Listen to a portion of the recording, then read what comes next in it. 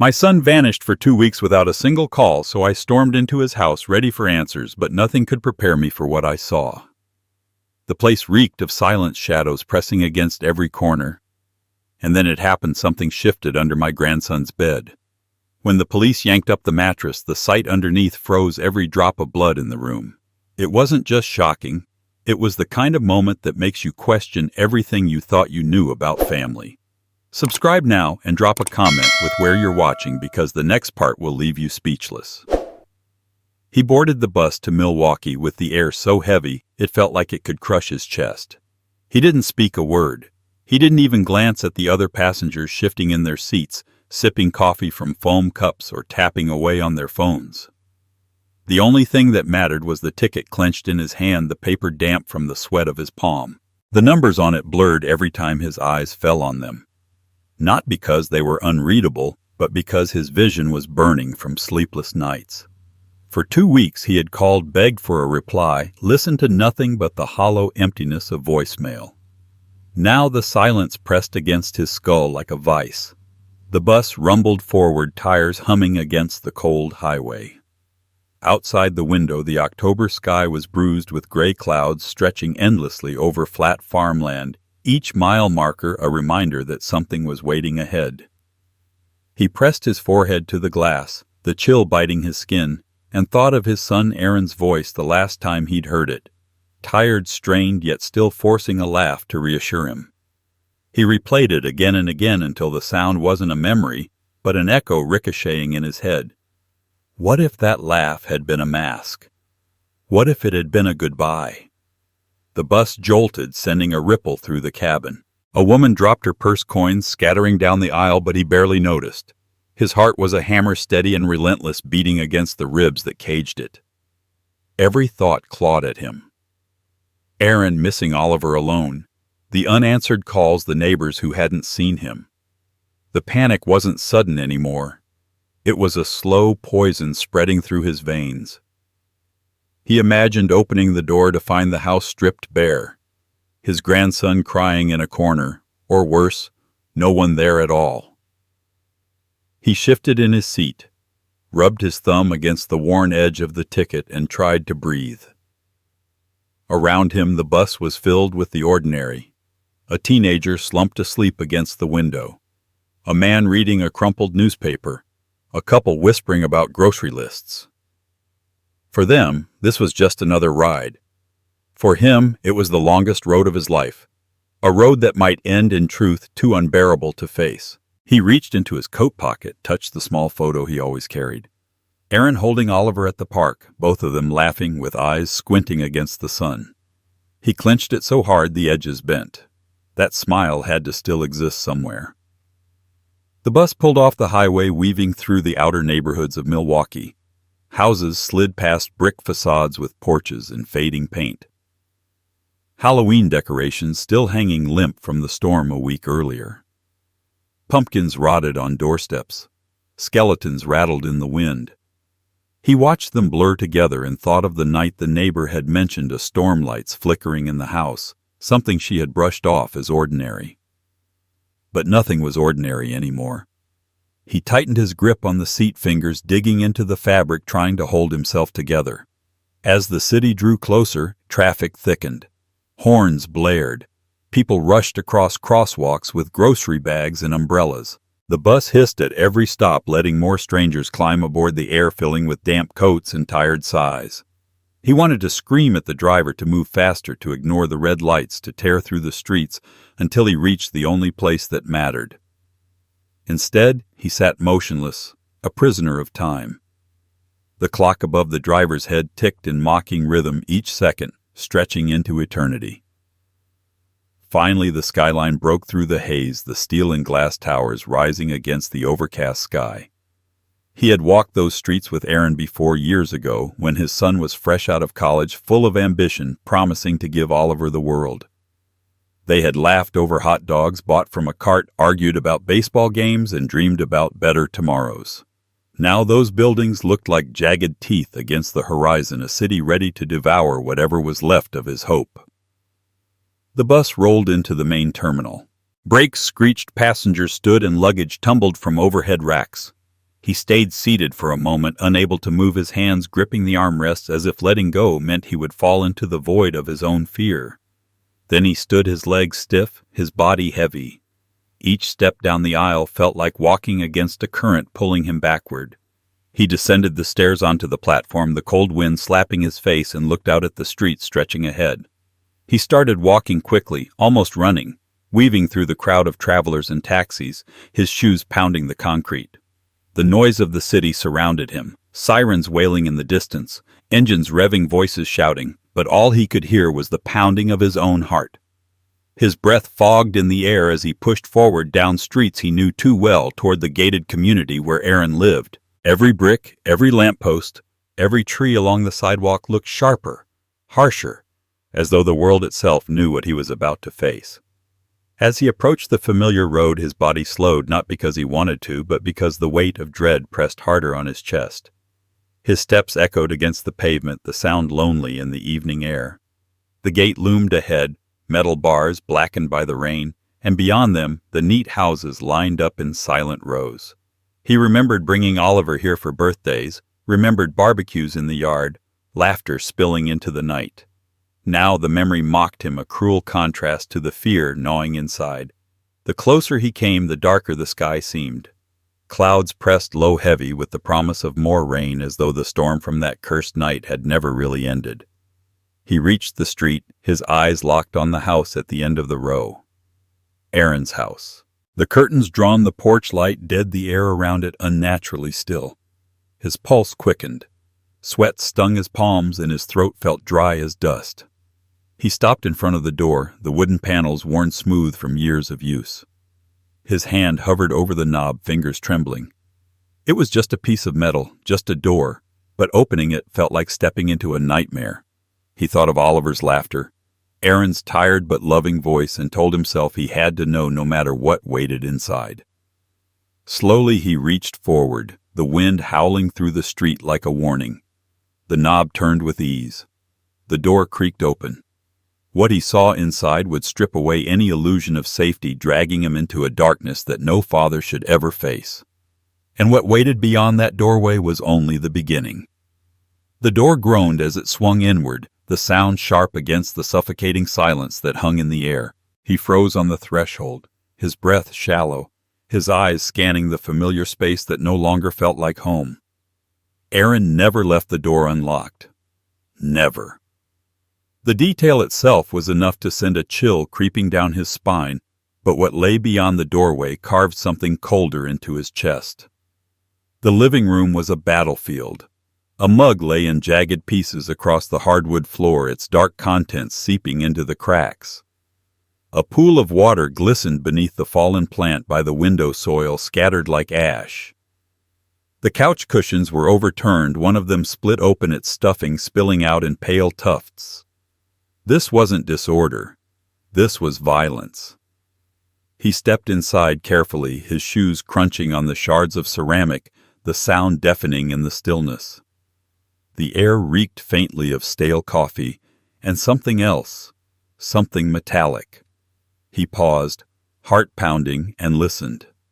Nothing. Not the hum of the fridge, not the whir of the ceiling fan, only silence pressing against his eardrums until it roared. Every instinct told him to back out, to call the police again, to wait outside in the cold. But a father doesn't retreat when his son and grandson might be in danger.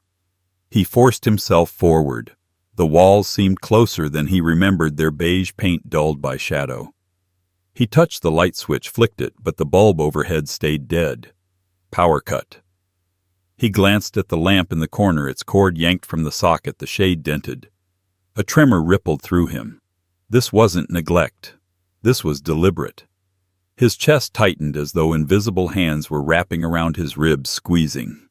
He moved toward the hallway, each step heavier than the last. Photographs lined the wall, their glass faces catching the faint glow from the street outside. He slowed when he saw one frame cracked straight through Aaron's smile, his grandson's small hand frozen mid-wave. The fracture split Oliver's face down the middle, and for a moment it looked like the photograph itself was broken beyond repair. He tore his gaze away, but the image lodged in his mind. In the kitchen, the disorder was worse. Chairs toppled.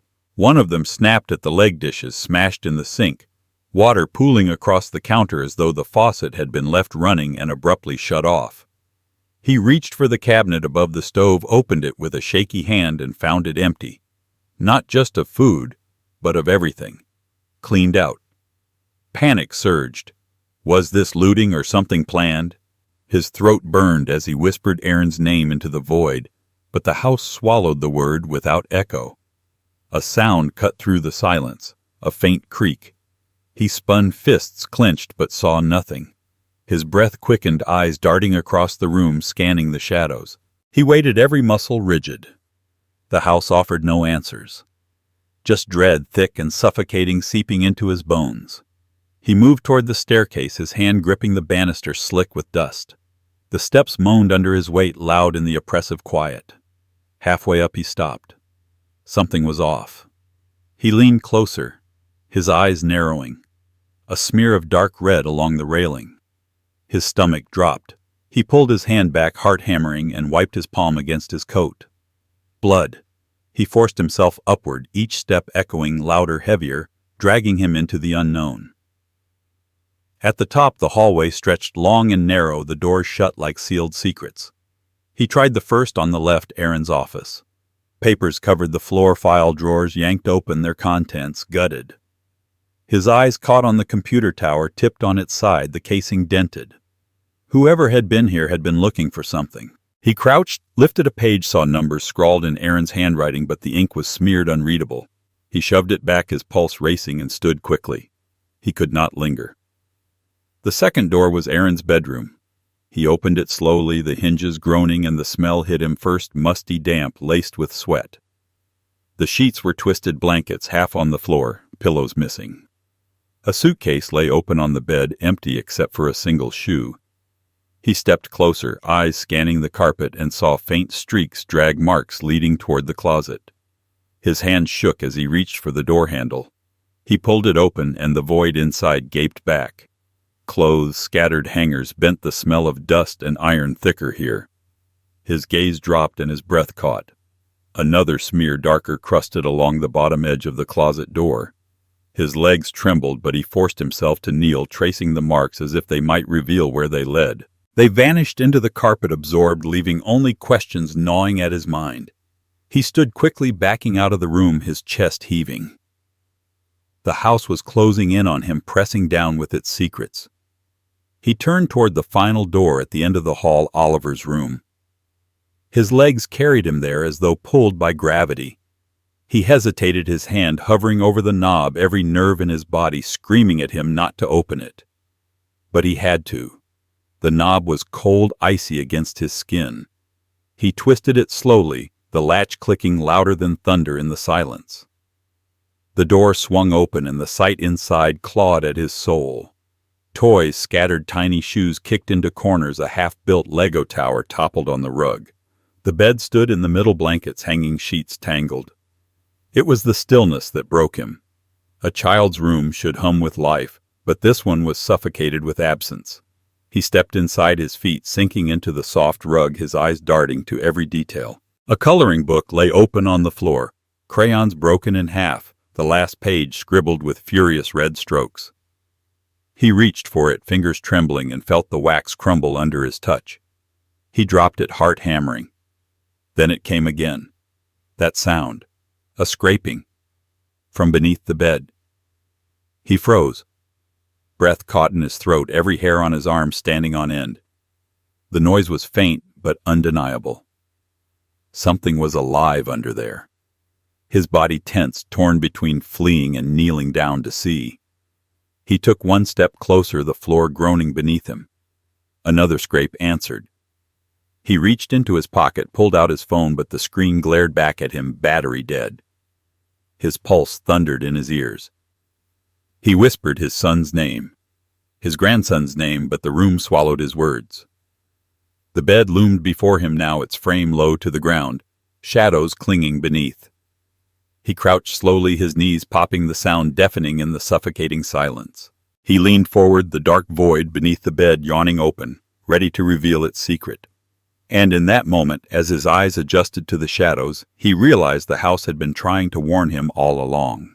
What was hidden there would not just change everything, it would tear his world apart. He stood in the doorway of Oliver's room, the air colder here than anywhere else in the house, as though the walls themselves had trapped a draft of despair. The soft blue curtains hung limp against the glass, barely stirring, yet the stillness inside was heavier than stone. Toys were scattered across the floor. Cars overturned blocks, scattered in crooked lines, like abandoned tracks, a half-finished puzzle missing its corners. In the middle of it all lay the teddy bear. Its button eye reflected a sliver of light from the hallway, staring up lifelessly, and for a brief second it looked less like a toy and more like a witness. He stepped carefully onto the rug, every muscle tight, his body screaming at him to retreat, but his heart refusing. The smell here was faintly sour, something between dust and sweat, and it clung to his throat. He crouched, his knees creaking, and picked up the bear. The fur was damp and patches stained darker around the seams. He ran his thumb over it and felt the coarse texture of something that didn't belong, dried tears perhaps? Or worse. He set it back down gently, as though disturbing it might break whatever fragile order remained in this space. Then it came again. That scraping sound. Soft, deliberate dragging against wood. It slithered beneath the bed frame, freezing him in place. His breath stopped. His heart pounded so violently it felt like it might crack his ribs. He dropped his gaze toward the floor, the shadows beneath the bed darker than they should have been. His hand itched to reach for the phone in his pocket, but it was already dead. The screen a useless black mirror. He was alone. The sound stilled. Silence pressed down harder, ringing in his ears until it was unbearable. Slowly, against every instinct, he lowered himself to his hands and knees. The rug fibers scratched his palms. He leaned forward, his face inches from the narrow gap eyes straining to pierce the dark. His breath echoed in that small space, shallow and uneven. At first there was nothing but shadow, then a glint. Two glints, eyes staring back at him, wide, glassy, reflecting his own terror. He recoiled, hitting the back of his head on the edge of the bed frame. Pain shot through his skull, but he barely registered it. His hand clutched the wood as he steadied himself. He forced himself to look again because he had to know. Because a grandfather doesn't look away when a child is hidden in the dark. This time he saw more. A small face streaked with grime, lips, cracked cheeks hollow. Oliver. The boy didn't move. He lay curled on his side, clutching a crumpled water bottle to his chest, like it was the last treasure left in the world. His hair was matted, his pajamas filthy, torn at the knee. The sight shattered him, sent a tremor through every vein. He reached forward, his voice breaking as he whispered his grandson's name. But Oliver didn't answer. His chest rose and fell shallowly, his gaze fixed on nothing, like a child who had seen something no child should ever see. Fear twisted into fury. Who had done this? Where was Aaron? Why had Oliver been left like this? He pulled himself upright, heart racing, and stumbled back toward the door. He needed help. He bolted into the hallway, his voice exploding from his throat in a shout that shook the walls. Seconds later, boots pounded up the stairs, the police storming in, flashlights cutting through the gloom. He led them into the room, pointed under the bed, and they dropped to their knees. The beam of light revealed the boy, his skin pale against the shadows, his eyes unblinking, until one officer reached forward gently. "Easy, kid. Easy." The officer murmured, voice low and careful, as though speaking to a wounded animal. Oliver flinched, then blinked, his body trembling with the effort. When the officer lifted him out, the boy sagged against his chest, silent, clutching the bottle with tiny knuckles white from strain. The grandfather staggered back, his hand pressed to his mouth, tears burning his eyes. He wanted to rush forward to scoop the boy into his arms, to shield him from every shadow in this cursed house. But he stayed frozen, pinned by the fear of breaking him further. Oliver's silence was louder than any scream. They carried the boy down the stairs, his small frame limp but breathing. As they passed through the wreckage of the house, the grandfather's eyes caught on the details he had missed before: the overturned chair with one leg splintered as though someone had swung it, the faint streaks along the wall where something had been dragged, the trail of crumbs leading nowhere. Pieces of a story he didn't want to assemble. Outside, the night air struck cold against his damp skin. Blue and red lights pulsed against the house as more units arrived. Neighbors gathered at the edge of their lawns, whispering, their faces pale in the glow. He stood in the middle of it all, watching as paramedics lifted Oliver into the ambulance. The boy clutched the bottle even as they strapped him in, refusing to let it go, his lips moving soundlessly, whispering to someone only he could see. The grandfather tried to climb in, but the officer stopped him gently. "We need to stabilize him first. Then you can ride along." He nodded, though his body screamed to resist. He turned away, his eyes falling on the house one last time.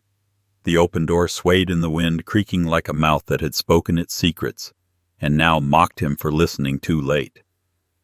He wrapped his arms around himself, feeling the ache deep in his bones, the weight of questions with no answers. Where was Aaron? Why was Oliver hiding under that bed?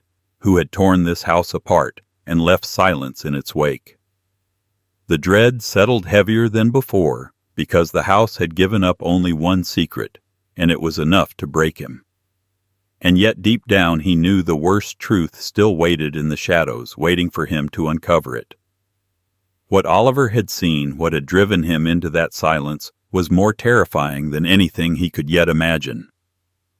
He stumbled out of the room, his chest heaving, fingers trembling so violently he could hardly pull the phone from his pocket.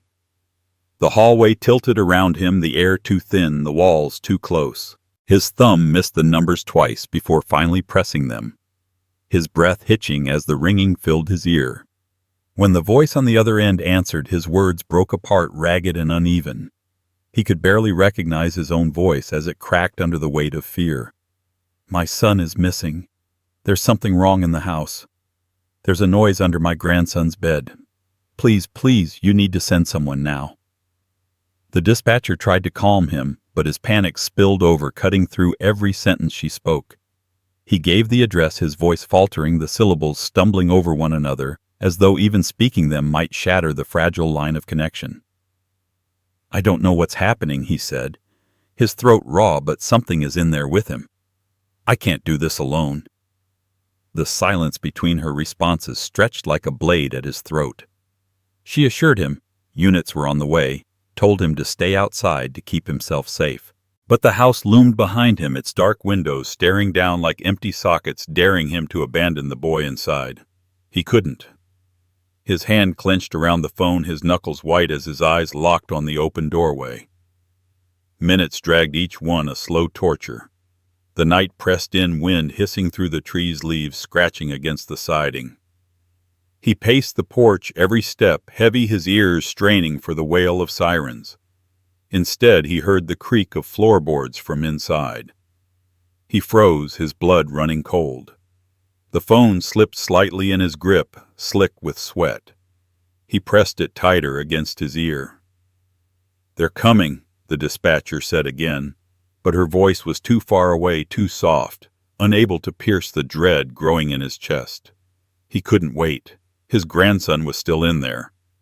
With a surge of desperation, he stepped back into the house, each movement weighed down by the risk of what waited. His feet crunched over shards of glass in the hallway, the sound too loud echoing off the broken walls.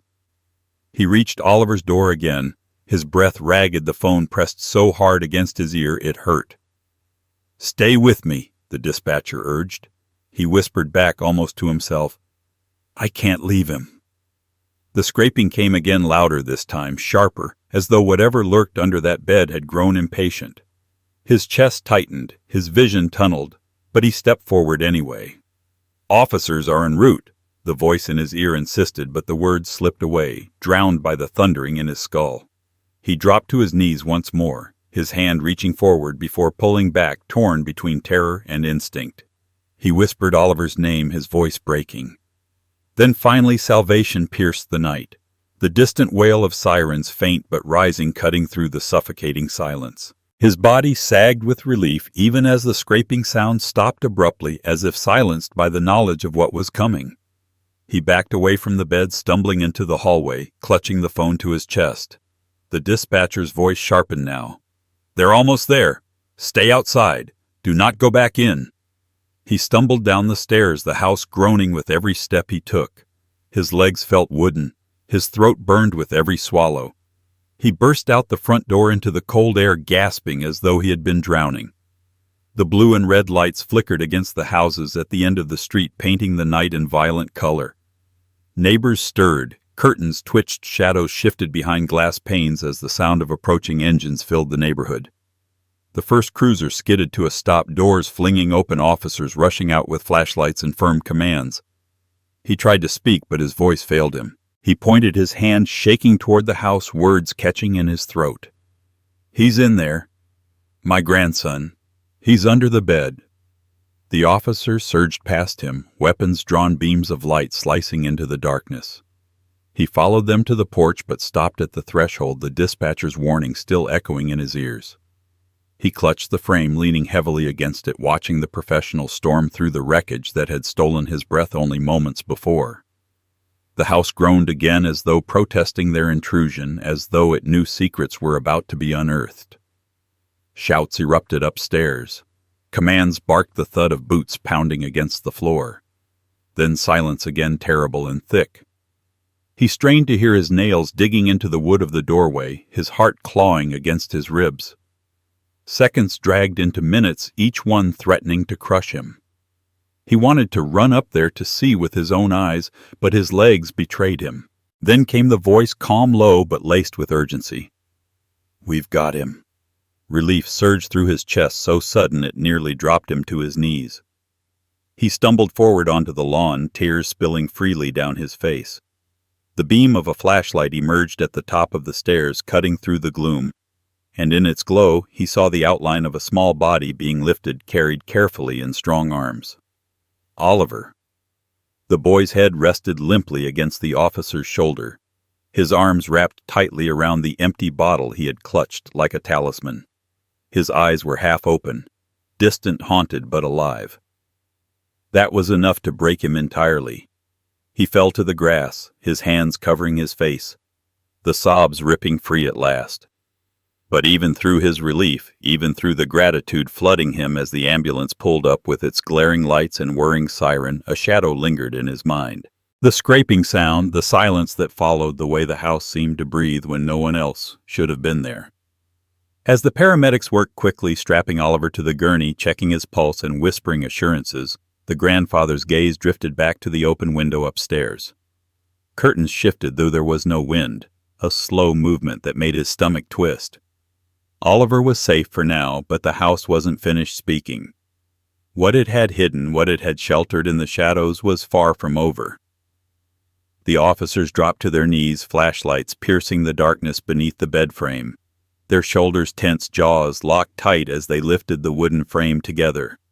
The sound of wood scraping against the floor split the silence, and then the beam of light landed on a sight so gut-wrenching that every man in the room seemed to stop breathing.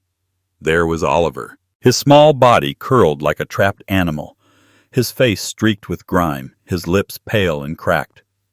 He clutched a crumpled water bottle so tightly it looked fused to his skin. His eyes, wide, hollow, unfocused, didn't blink at the sudden burst of light. They stared through it, through the officers, through everything, like he was somewhere else entirely. The grandfather's knees buckled. He caught himself on the edge of the dresser, his knuckles white, his throat closing around the scream that fought to tear free. This wasn't the boy he remembered, the child who laughed at cartoons, who begged for one more story before bed, who clung to his father's leg on the first day of school. This was a ghost wearing Oliver's face. One officer whispered, "Oh my God," before quickly silencing himself. The other reached forward cautiously, as though the child might shatter at a touch. "Easy, son. You're safe now." But Oliver didn't move, didn't flinch, didn't acknowledge him. He held the bottle tighter, his eyes glassy, a vacant sea that reflected nothing. The grandfather stumbled forward, his heart splitting with every step.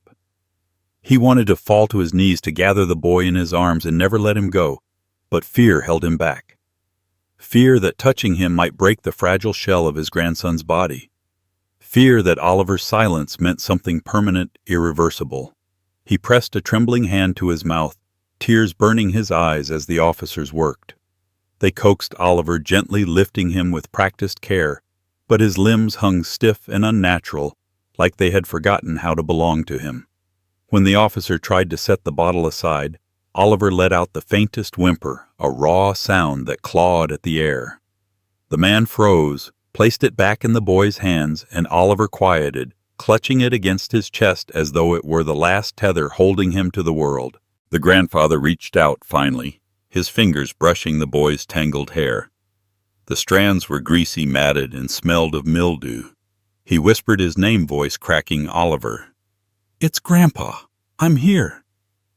For a split second he thought he saw a flicker in those deadened eyes, the faintest tremor in his grandson's lip, but it vanished as quickly as it came. The paramedics were called up, their heavy boots thudding against the stairs. They moved with urgency, their bags clattering as they dropped them to the floor. One checked Oliver's pulse, another his breathing, their hands brisk yet gentle.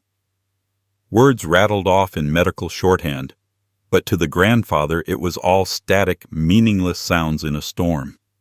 He only saw the boy's small chest rise and fall shallowly, like each breath was borrowed from a clock running out of time. The officers shifted aside as the paramedics laid a blanket on the floor, rolling Oliver onto it carefully, strapping him down with belts that looked cruel against such fragile skin. His head lolled to the side, his eyes never blinking, still locked on some unseen point in the void. The grandfather stumbled back against the wall, sliding down until he was sitting on the floor, his hands gripping his knees, his chest caving inward. He felt useless, stripped of every ounce of power a father, a grandfather, was supposed to have. All he could do was watch strangers carry his blood, his legacy like cargo to be stabilized, saved if possible. They carried Oliver downstairs, the grandfather trailing behind each step, slower, heavier, as though the house itself was trying to drag him down. The walls seemed to sneer at him, the broken furniture taunting the overturned photographs, whispering the failure of a man who couldn't protect his own. Outside, the cold air hit him, but it didn't clear his head. The lights from the ambulance painted the street in frantic reds and blues, reflecting off windows where neighbors stared whispering into the dark. The boy was loaded in swiftly, the doors clanging shut with finality. The grandfather tried to climb in, but an officer stopped him. "Let them work," he said, his tone firm but not unkind. The old man's hands shook as he nodded, backing away, his eyes locked on the thin strip of Oliver's face visible through the glass. He wanted to collapse, to give in to the scream clawing its way up his throat, but the house behind him loomed too large. The open door still gaped, the black interior pulsing with secrets it refused to surrender. His son was still missing.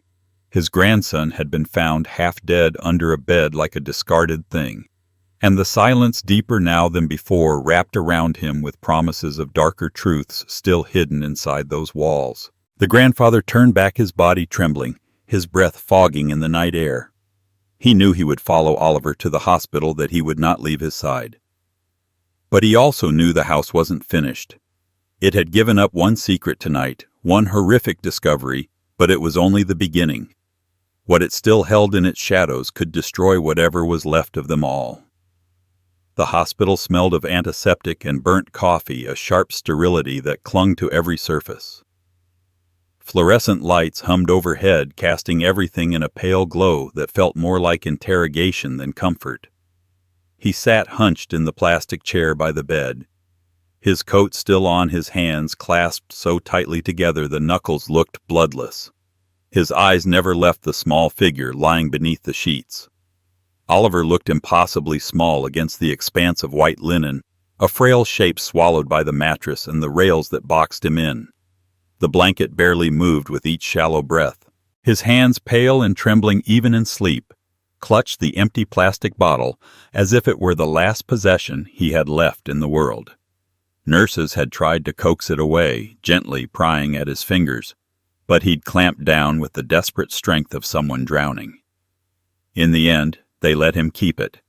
and now it lay pressed against his chest, the crinkled plastic rising and falling with every fragile breath. The grandfather leaned forward, elbows digging into his knees, staring at the boy's face. Dirt still lingered in the creases around his mouth and under his fingernails despite the nurse's careful attempts to clean him. His lips were cracked, his cheeks hollow, his lashes dark crescents against his skin. It was the silence that hurt the most, not the silence of sleep, but the silence of absence of something vital stripped away. Not a word, not a whimper, not even a sigh. Just stillness, like the child had retreated so far inward that he wasn't sure how to come back. Tears welled, blurring the boy into a soft smear of white and shadow. He pressed his fist to his eyes until it hurt, but the ache in his chest only grew heavier. He had cried before, but this was different. This wasn't grief for what had been lost. This was anguish for what was left.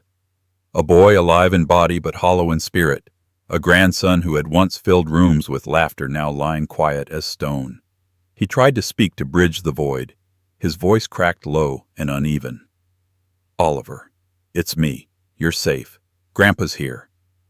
The words broke the air but bounced back lifeless, absorbed by the hum of the machines.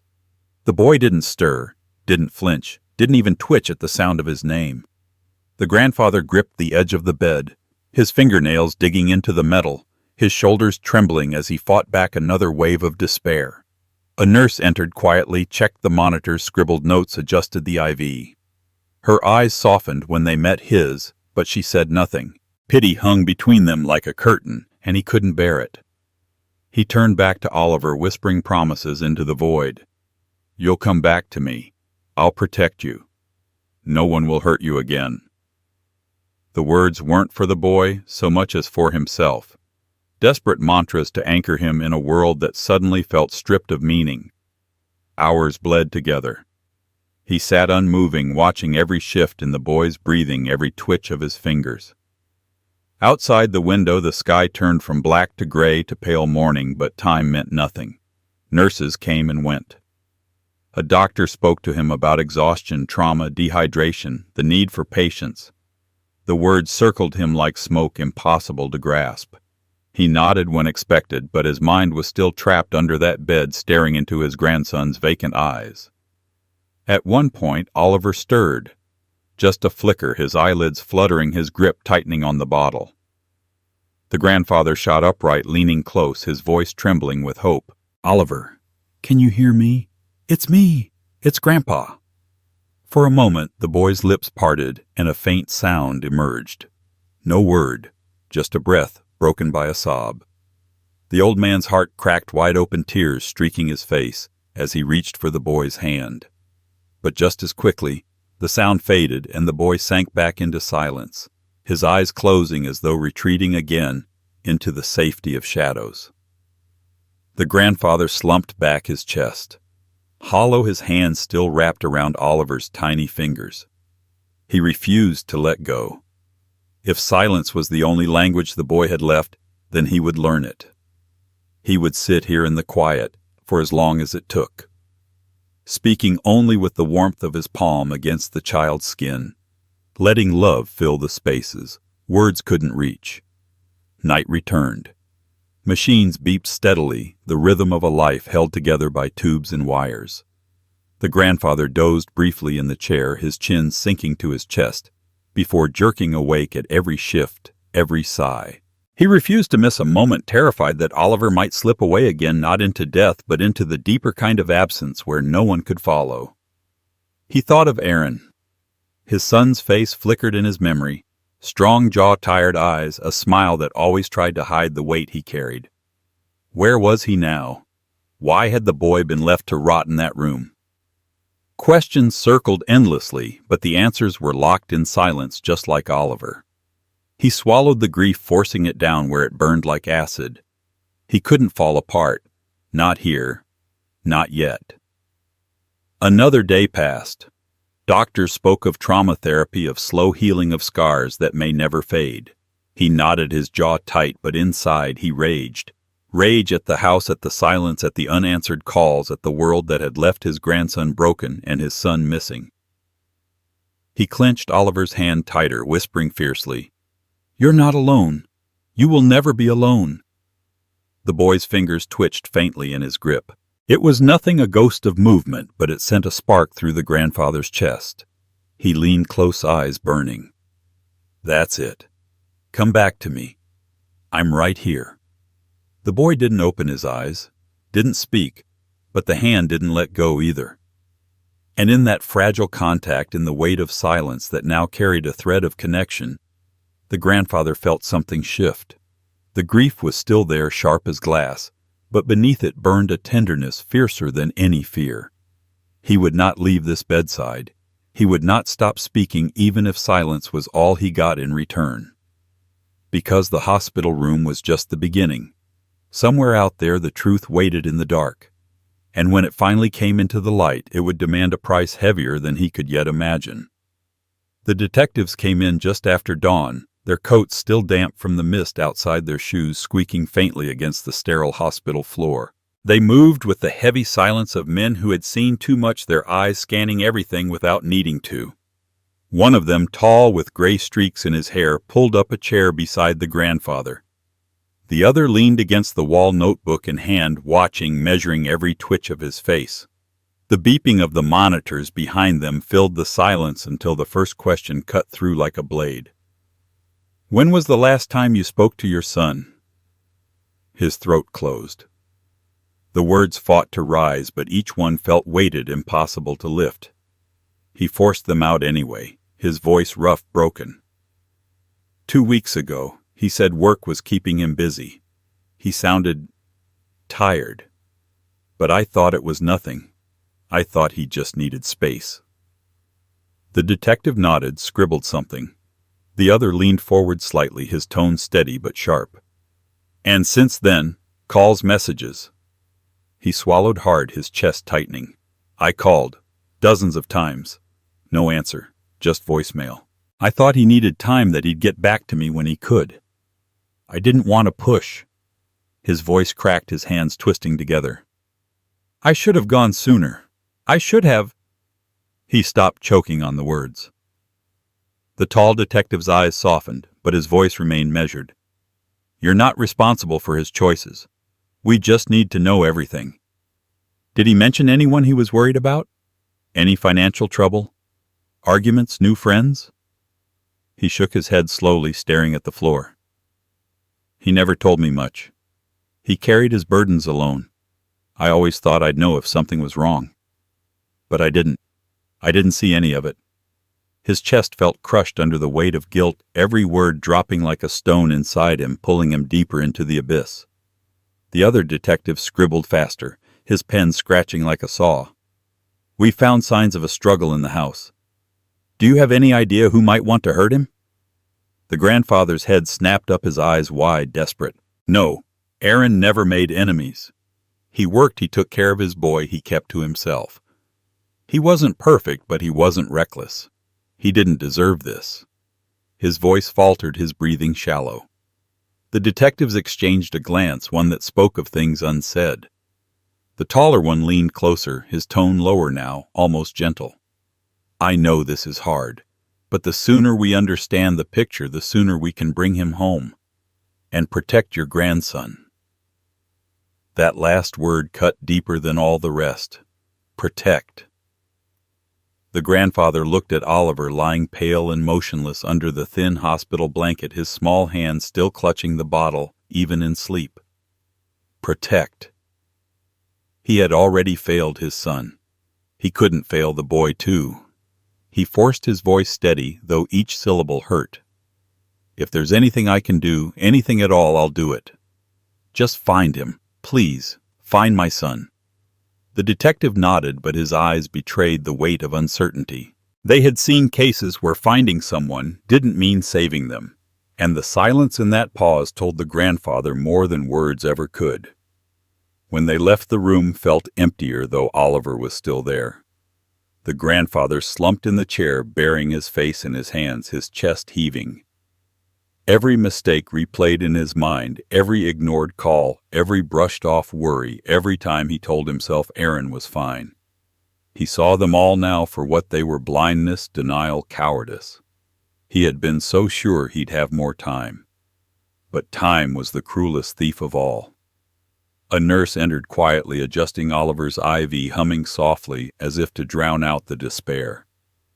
The grandfather didn't move.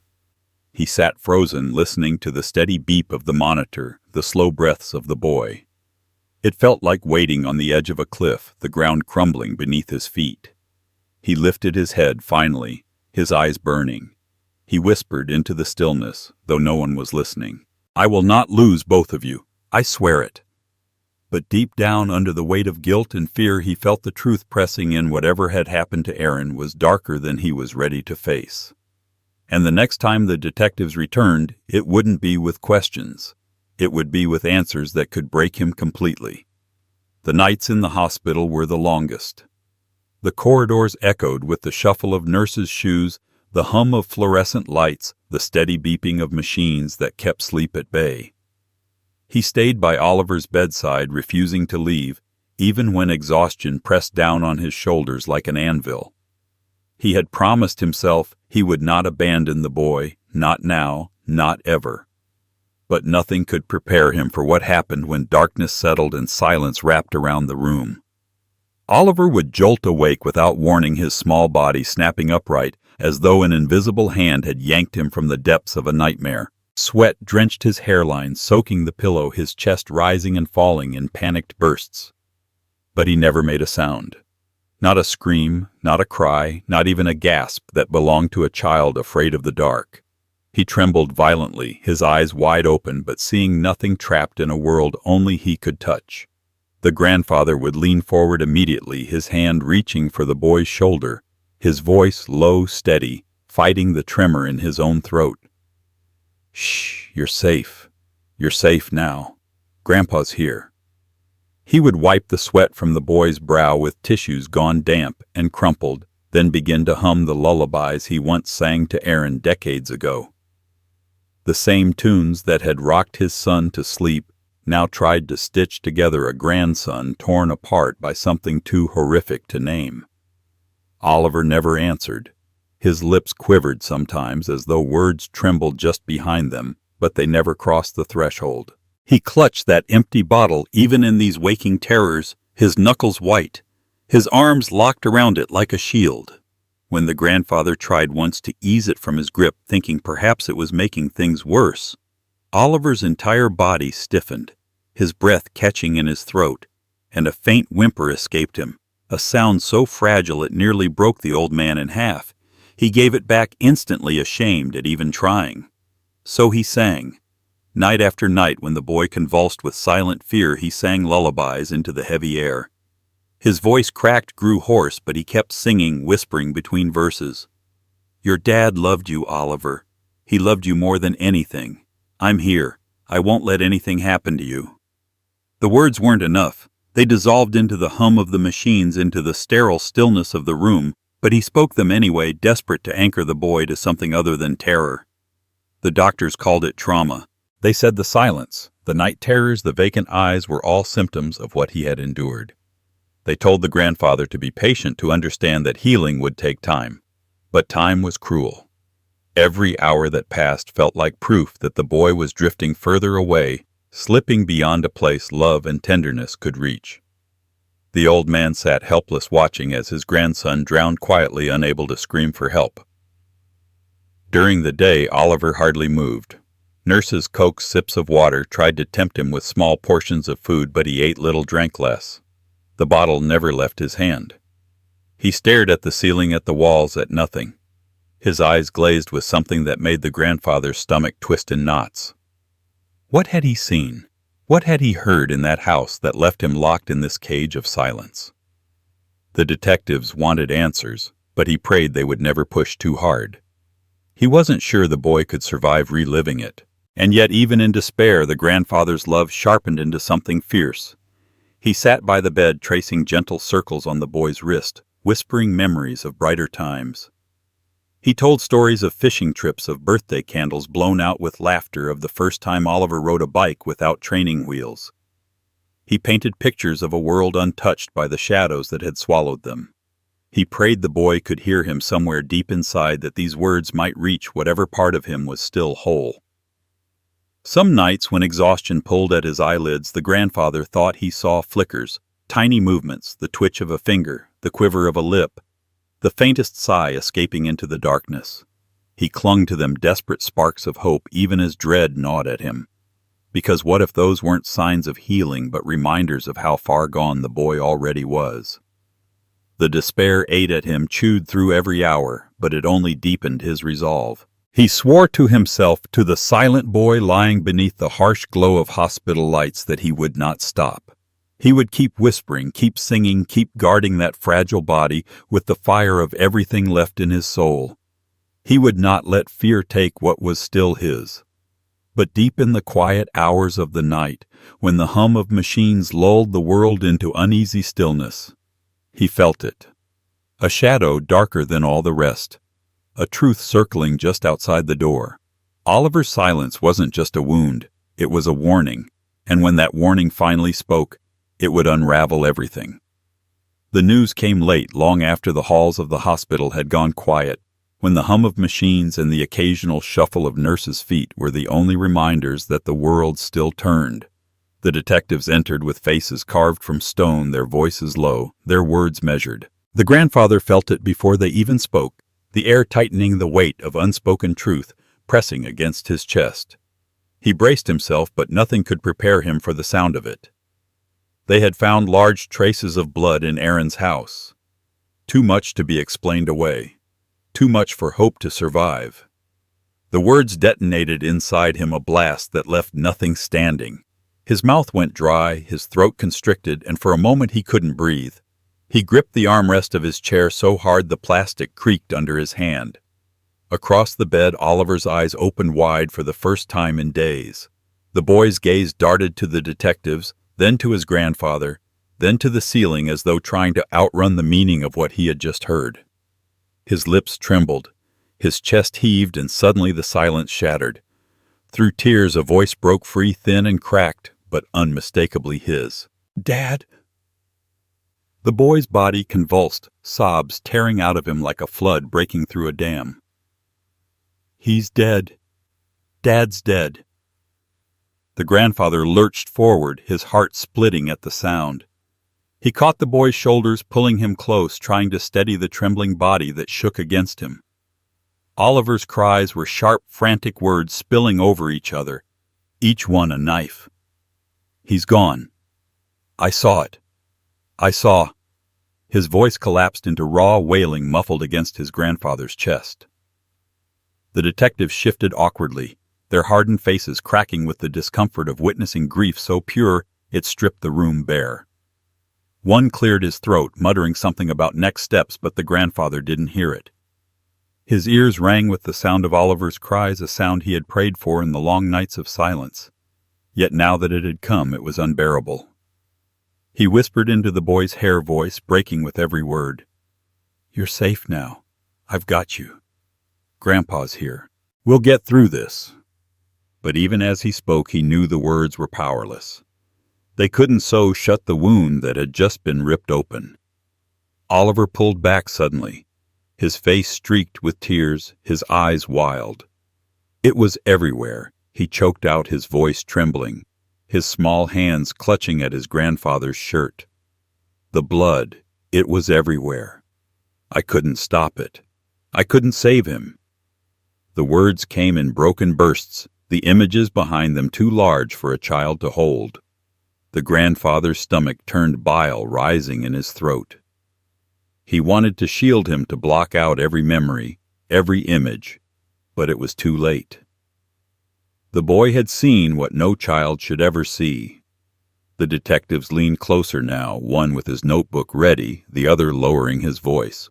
"Oliver, can you tell us?" The grandfather snapped his head toward them, eyes blazing. "Not tonight. Not like this. Can't you see what this is doing to him?" His voice thundered in the small room, sharper than he intended, but he didn't care. The boy clung tighter, his cries trembling into hiccups. The detectives exchanged a glance, then stepped back, their silence an admission. They knew this wasn't the time. They left quietly, the door clicking shut, leaving the room thick with the weight of revelation. The grandfather held Oliver against him, rocking gently as though the boy were still a toddler waking from a nightmare. But this was no nightmare. This was memory raw and vivid, etched into him. The old man whispered the same words over and over, his lips pressed to the child's temple. "You're not alone. I've got you. You're not alone." Hours passed before the boy's sobs quieted into shallow breaths. His grip on the bottle loosened for the first time, his hands instead clutching his grandfather's shirt. The old man laid him back gently against the pillows, brushing the damp hair from his forehead. His own tears falling freely now.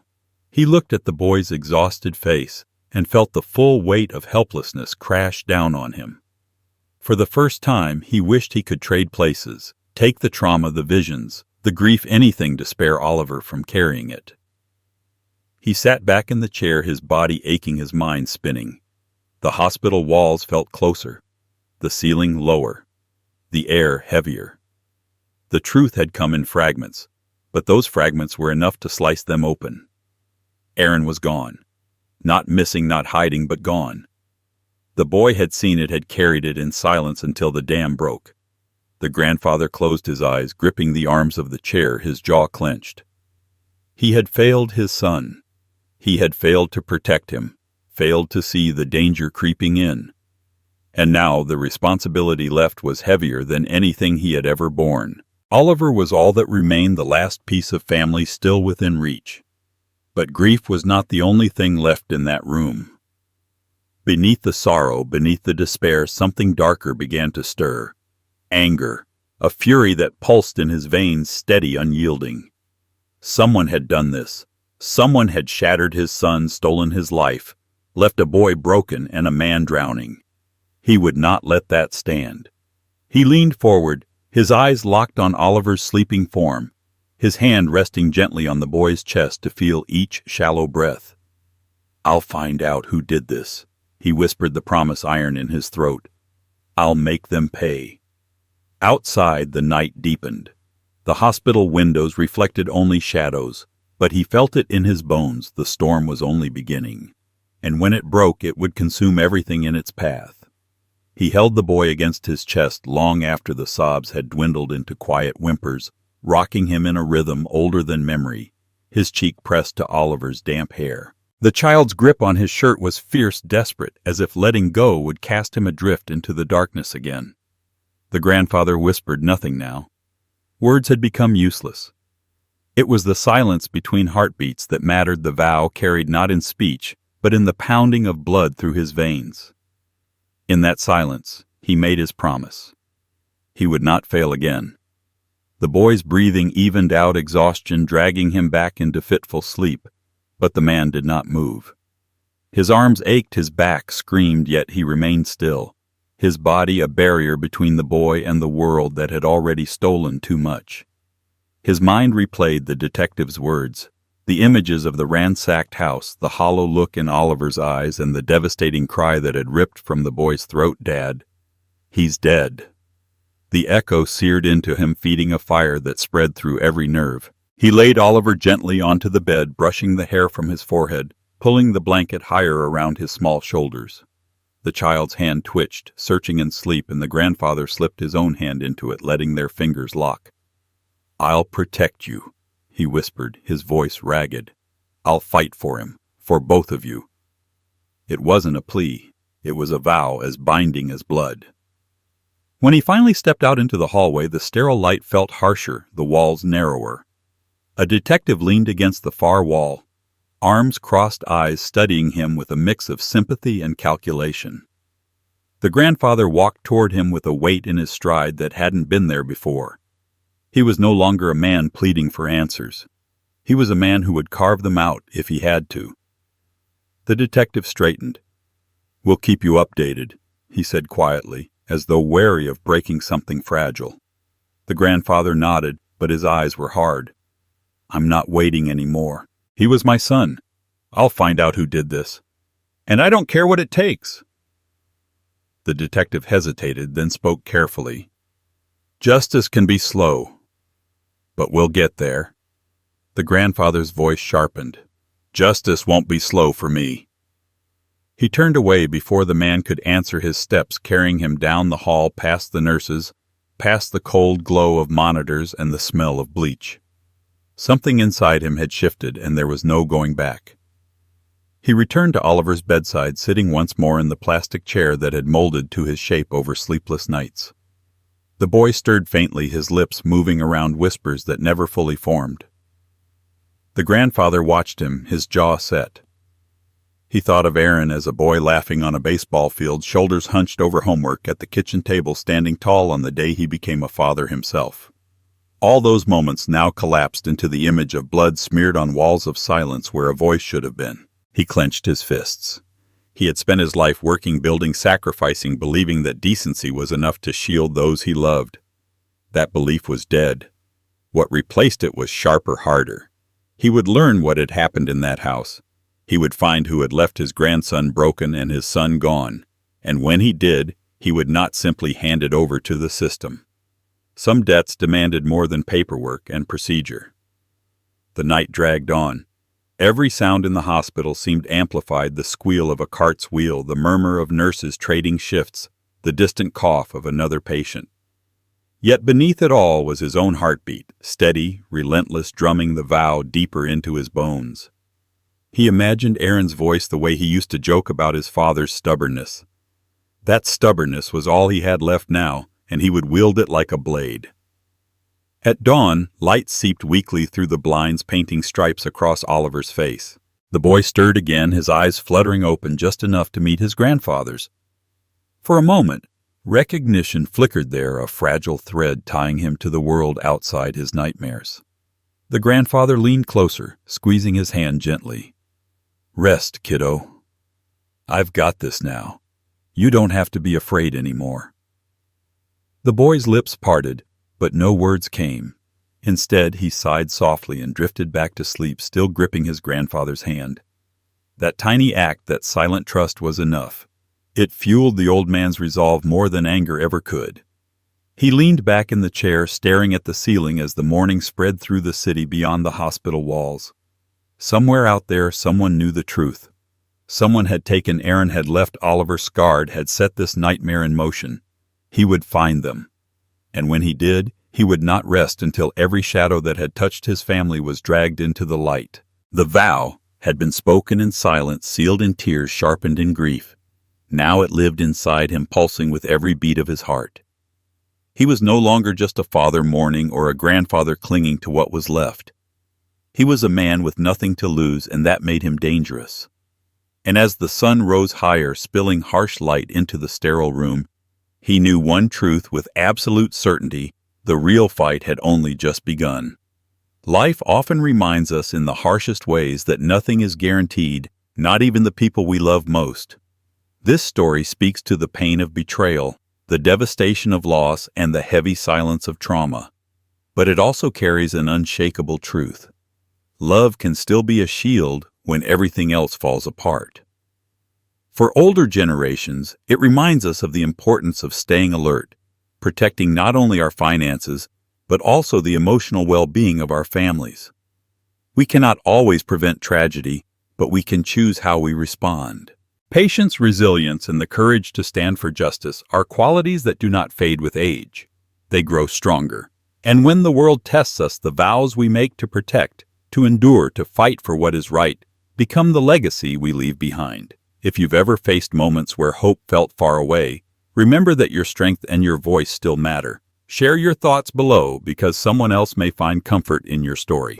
And don't forget to subscribe for more powerful life lessons told through stories that reflect the struggles and the triumphs we all carry.